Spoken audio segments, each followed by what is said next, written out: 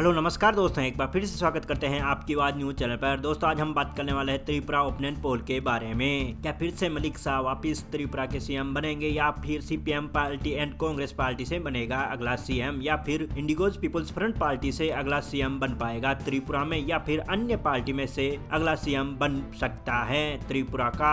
दोस्तों हम जान लेते हैं त्रिपुरा की 60 विधानसभा सीटों का ओपिनियन पोल और 7 जिलों के बारे में। दरअसल दोस्तों 16 फरवरी को त्रिपुरा चुनाव होएंगे। दोस्तों हम जान लेते हैं एक एक करके सभी जिलों वाइज सीटों के बारे में। दोस्तों हम चर्चा कर लेते हैं दलाई की 6 विधानसभा सीट की 6 विधानसभा सीट में से 4 विधानसभा सीट भारतीय जनता पार्टी को, 1 विधानसभा सीट सीपीएम पार्टी को मिल सकती है, 0 विधानसभा सीट अन्य पार्टी को मिल रही है। दोस्तों हम चर्चा कर लेते हैं गोमती की 7 विधानसभा सीट की 7 विधानसभा सीट में से 4 विधानसभा सीट भारतीय जनता पार्टी को, 2 विधानसभा सीट सीपीएम कांग्रेस को मिल सकते हैं, 1 विधानसभा सीट आईपीएफटी को मिल सकते हैं, 0 विधानसभा सीट अन्य पार्टी को मिल रही है। दोस्तों हम चर्चा कर लेते हैं खवाई की 6 विधानसभा सीट की 6 विधानसभा सीट में से 3 विधानसभा सीट भारतीय जनता पार्टी को, 1 विधानसभा सीट सीपीएम कांग्रेस को मिल सकते हैं, 2 विधानसभा seat indigenous people's front party Tripura को मिल सकते हैं, 0 विधानसभा सीट अन्य पार्टी को मिल रही है। दोस्तों हमने त्रिपुरा की 60 विधानसभा सीट में से 19 विधानसभा सीटों का ओपिनियन पोल आपकी स्क्रीन पे दिखाया जा रहा है, जिसमें से 11 विधानसभा सीट भारतीय जनता पार्टी को, 4 विधानसभा सीट सीपीएम कांग्रेस को मिल सकते हैं, 4 विधानसभा seat indigenous people's front party Tripura को मिल सकते हैं, 0 विधानसभा सीट